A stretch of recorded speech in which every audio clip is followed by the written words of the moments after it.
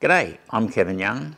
I'm Australia's most successful property investor, but I started out poor and I'm constantly being asked, how do you do it? How do you get there? You ask me, I'll give you the solutions. Between us, we'll make you wealthy.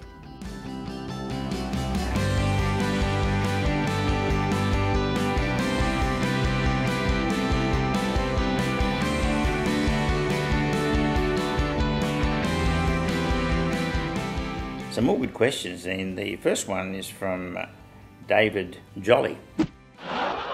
Dave from Queensland asks, why should I buy a new investment through Property Club when you can find cheaper established property?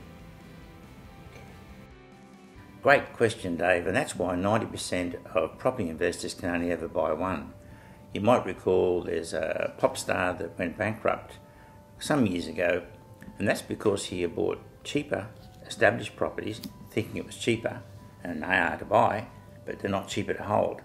In fact, we found in the club buying a new property is actually cheaper to hold than an older property. So inside the club we do cash flows for you. Now, if that pop star had the benefit of a cash flow done forward of these expenses that were going to come up, he simply wouldn't have bought those properties. 90% of people buy the wrong property, usually in the wrong location, and with the wrong tenant. So they're the big things. It's not location, location, location. It's the right property in the right location with the right tenant. And there's a fourth one, with the right sort of finance. Great question, Dave. Thank you.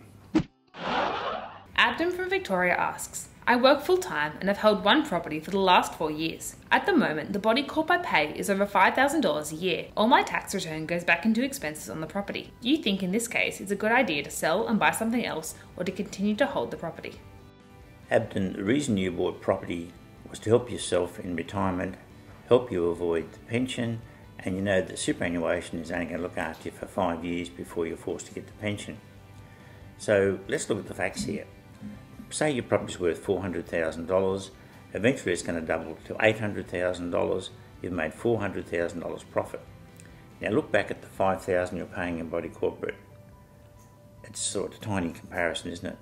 Look at what you're getting for that $5,000. You've got someone out there, not you, looking after your property for you, making sure it's pristine, it's well maintained, so that when you want $800,000 for it, you'll get $800,000 for it.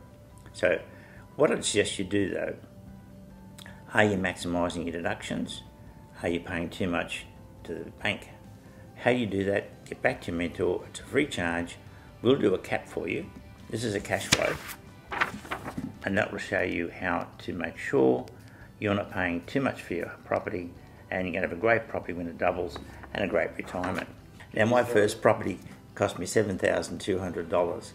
The body corporate then might have been, I'm trying to guess now, it might have been $200, which might have seemed a lot of money at the time.